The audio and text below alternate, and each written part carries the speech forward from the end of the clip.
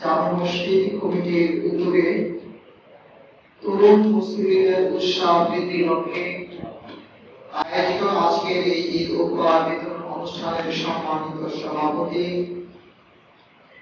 উপস্থিত রয়েছেন অত্র মসজিদ কমিটির সম্মানিত সেক্রেটারি সহ বিভিন্ন সদস্যবৃন্দ, উপস্থিত রয়েছেন মাদ্রাসাতুল আবরার কুড়িলপাড়ের সম্মানিত মোহতামিম, উপস্থিত রয়েছেন আজকের এই অনুষ্ঠানের সম্মানিত বন্ধুমণি প্রবীণ আলিমদ্বীন, দীর্ঘ 2 যুগেরও অধিক ধরে যিনি আমাদের এলাকায় দ্বীনের খেদমতের আঞ্জাম দিয়েছেন, অসংখ্য ছাত্র জন্ম দিয়েছেন, জনাব হযরত মাওলানা মনজুরুল হক হাফিজাহুল্লাহ। উপস্থিত রয়েছেন জমিয়তে উলামায়ে ইসলাম বাংলাদেশ নারায়ণ সদর থানা শাখার সম্মানিত সভাপতি, ঐতিহ্যবাহী কারিগরি মাদ্রাসার সম্মানিত মোহতামিম হযরত মাওলানা দেওয়ার ইসলামী হাফিজাহুল্লাহ। উপস্থিত রয়েছেন ঐতিহ্যবাহী কুড়িলপাড়া আদর্শ উচ্চ বিদ্যালয়ের সম্মানিত সহকারী প্রধান শিক্ষক, আমার শ্রদ্ধাভাজন বড় ভাই জনাব আলী আকবর মাস্টার সাহেব সহ হযরত উলামায়ে কেরাম, মুরব্বিয়ান আযম, সামনে উপবিষ্ট উচিকাচা এবং প্রাণের প্রিয় যুবক বৃন্দ, আমি আসলে ওয়াজ বা আলোচনা করে এই সময় দীর্ঘায়িত করব না। হযরত উলামায়ে কেরামের পবিত্র জবাব থেকে আমরা অত্যন্ত তথ্যবহুল মূল্যবান আলোচনা শুনেছি। আল্লাহ তাবারক ওয়া তাআলা আমাদের সকলকে এর উপর আমল করার তৌফিক দান করেন, সকলকে আমিন আমিন। আজকে এত সুন্দর বরকতময় ইন্তজাম হয়েছে, এতে করে আপনারা খুশি না বেজার বলেন তো? এজন্য সকলে বলে আলহামদুলিল্লাহ, আরো জোরে বলে আলহামদুলিল্লাহ। মাহে রমজানের শেষ প্রান্তে এসে পৌঁছেছি। মাহে রমজান আমাদের কাছ থেকে বিদায় নিতে চলছে। এই মাহে রমজানের সূচনা থেকে এই মধ্যপাড়া জামে মসজিদ কমিটি, এই কমিটির সেক্রেটারি আমার বড় ভাই মোহাম্মদ আবুল হোসেন সাহেবের নেতৃত্বে, এই কমিটির নেতৃত্বে একটা উদ্যোগ নেওয়া হয়েছে।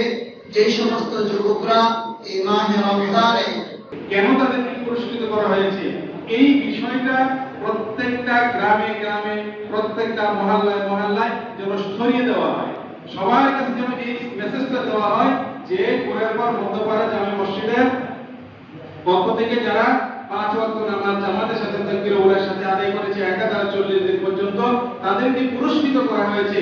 এই সমস্ত কাজগুলো যারা আরম্ভ করে এই মেসেজটা যাতে আমাদের প্রত্যেকের বাড়ি বাড়ি ঘরে ঘরে প্রত্যেকের কাছে পৌঁছে যায়, এই ব্যবস্থাটা আমরা করব।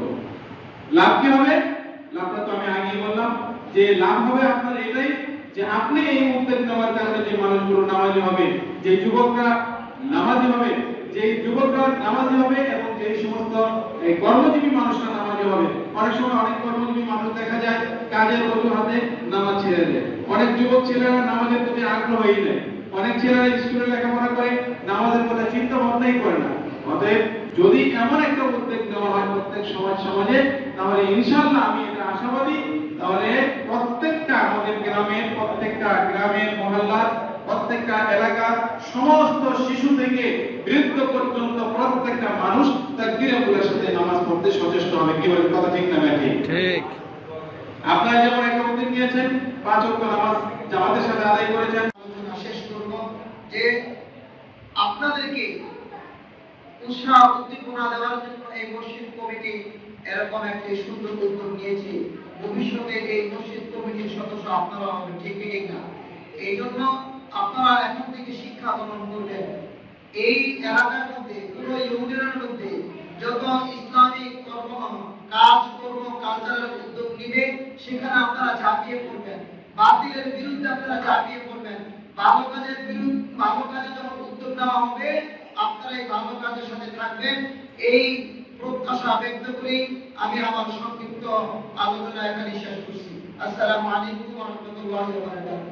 وتعاونوا على البر والتقوى তোমরা কল্যাণময় কাজে তাকওয়ার কাজে খোদা ভীতির কাজে আল্লাহ তাআলাকে পাওয়ার কাজে খোদা ভীতির কাজে তাকওয়ার কাজে একে نحمد الله علي العظيم ونصلي على رسوله المصطفى وعلى آله المجتبى إلى يوم الدين. أما بعد فأعوذ بالله من الشيطان الرجيم. بسم الله الرحمن الرحيم. إن الصلاة تنهى عن الفحشاء والمنكر.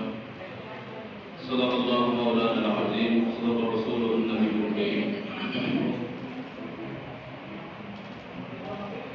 আল্লাহ পাকের ইজ্জত ও জালালের দরবারে অসংখ্য শুকর ও সুজুদ যে আল্লাহ পাকের ইজ্জত ও জালাল আমাদেরকে রমজান মাস দান করেছিলেন। দেখতে দেখতে রমজান মাস রহমতের 2 দিন শেষ হয়ে গেছে, মাগফিরাতের 2 দিন আমাদের কাছ থেকে বিদায় নিয়েছে।